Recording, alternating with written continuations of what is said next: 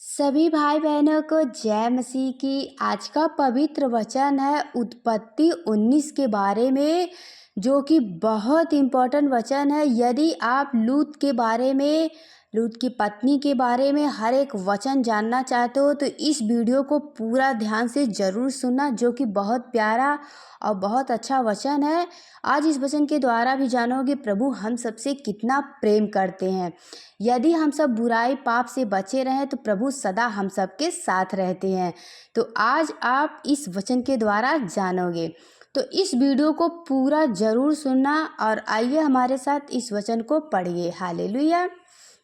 वचन कहता है, साँझ को वे दो दूत सादोम के पास आए और लूत सादोम के फाटक के पास बैठा था। उनको देखकर वह उनसे भेंट करने के लिए उठा और मुंह के बल झुककर दंडवत कर रहा। हे मेरे प्रभु, अपने दास के घर में पधारिए और रात भर विश्राम कीजिए और अपने पाँव धोइए, फिर भोर को उठकर अपने मार्ग पर जाइए। उन्होंने कहा, नहीं, हम चौक ही में रात बिताएंगे। पर उसने उनसे बहुत विनती करके उन्हें मनाया, इसीलिए वे उसके साथ चलकर उसके घर में आए और उसने उनके लिए भोजन तैयार किया और बिना खमीर की रोटियां बनाकर उनको खिलाई। उनके सो जाने से पहले सादोम नगर के पुरुष ने जवानों से लेकर बूढ़ों तक, वरन चारों ओर के सब लोग ने आकर उस घर को घेर लिया और लूत को पुकारकर कहने लगे, जो पुरुष आज रात को तेरे पास आए हैं वे कहाँ हैं? उनको हमारे पास बाहर ले आ कि हम उनसे भोग करें। तब लूत उनके पास द्वार के बाहर गया और किवाड़ को अपने पीछे बंद करके कहा, हे मेरे भाइयों, ऐसी बुराई ना करो। सुनो, मेरी दो बेटियां हैं जिन्होंने अब तक पुरुष का मुंह नहीं देखा। इच्छा हो तो मैं उन्हें तुम्हारे पास बाहर ले आऊं और तुमको जैसा अच्छा लगे वैसा व्यवहार उनसे करो, पर इन पुरुषों से कुछ ना करो, क्योंकि यह मेरी छत तले आए हैं।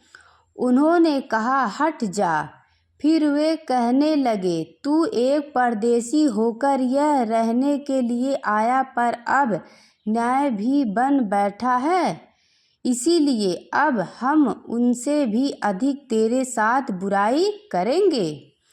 और वे उस पुरुष लूत को बहुत दबाने लगे और किवाड़ तोड़ने के लिए निकट आए। तब उन अतिथियों ने हाथ बढ़ाकर लूत को अपने पास घर में खींच लाए और किवाड़ को बंद कर दिया। और उन्होंने क्या छोटे क्या बड़े सब पुरुष को जो घर के द्वार पर थे अंधा कर दिया। अतः वे द्वार को ढोलते ढोलते थक गए। लूत का सादोम से निकलना। हालेलुया। आइए हम आगे वचन को जानते हैं। फिर उन अतिथियों ने लूत से पूछा, यहाँ तेरा और कौन कौन है? दामाद, बेटे बेटियां और नगर में तेरा जो कोई हो, उन सबों को लेकर इस स्थान से निकल जा, क्योंकि हम यह स्थान नष्ट करने पर हैं, इसीलिए कि इसकी चिल्लाहट यहोवा के सम्मुख बढ़ गए हैं और यहोवा ने हमें इसका सत्यानाश करने के लिए भेजा है। तब लूत ने निकलकर अपने दामादों को, जिनके साथ उसकी बेटियां की सगाई हो गई थी, समझा के कहा, उठो, इस स्थान से निकल चलो, क्योंकि यहोवा इस नगर को नष्ट करने पर है। पर वह अपने दामादों की दृष्टि में ठट्ठा करने वाला जान पड़ा। हालेलुया। जब पौ फटने लगी तब दूतों ने लूत से जल्दी करने को कहा और बोले, उठ, अपनी पत्नी और दोनों बेटियों को जो यहाँ है ले जा, नहीं तो तू भी इन नगर के अधर्म में भस्म हो जाएगा। पर वह विलंब करता रहा। इस पर उन पुरुषों ने उसका और उसकी पत्नी और दोनों बेटियों के हाथ पकड़ के, और यहोवा की दया उस पर थी, और उनको निकालकर नगर के बाहर कर दिया। और ऐसा हुआ कि जब उन्होंने उनको बाहर निकाला तब कहा, अपना प्राण लेकर भाग जा, पीछे की ओर ना ताकना और तराई भर में ना ठहरना, उन पहाड़ पर भाग जाना, नहीं तो तू भी भस्म हो जाएगा।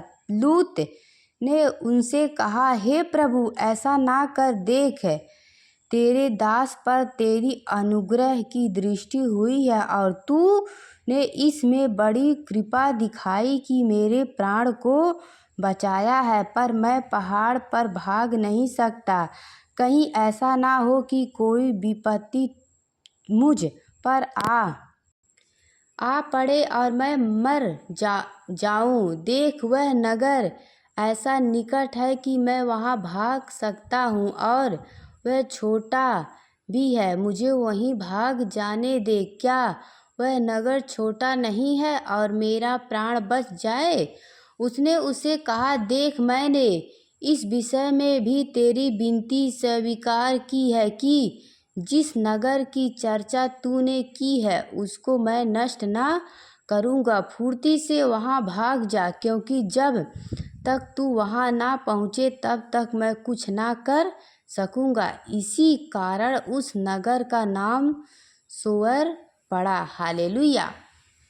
तो आइए आगे हम और वचन जानते हैं। सादोम और अमोर का विनाश। हालेलुया। लूत के सोअर के निकट पहुँचते ही सूर्य पृथ्वी पर उदय हुआ। तब यहोवा ने अपनी ओर से सादोम और अमोरा पर आकाश से गंधक और आग बरसाई, और उन नगरों को और उस संपूर्ण तराई को और नगरों के सब निवासियों को भूमि की सारी उपज समेत नष्ट कर दिया। लूत की पत्नी ने जो उसके पीछे थी दृष्टि फेरकर के पीछे की ओर देखा, और वह नमक का खम्मा बन गई। हालेलुया। देखिए, जब परमेश्वर के दूतों ने उन्हें वहाँ भेजा था, देखिए वचन कहता है, उन्होंने कहा था पीछे मुड़ के मत ताकना। वचन कहता है कि लूत की पत्नी ने जो उसके पीछे थी दृष्टि फेर के पीछे की ओर देखा, और वह नमक का खम्मा बन गई। भोर को अब्राहम उठकर उस स्थान को गया जहाँ वह यहोवा के सम्मुख खड़ा था, और सादोम और अमोरा और उस तराई के सारे देश की ओर आँख उठाकर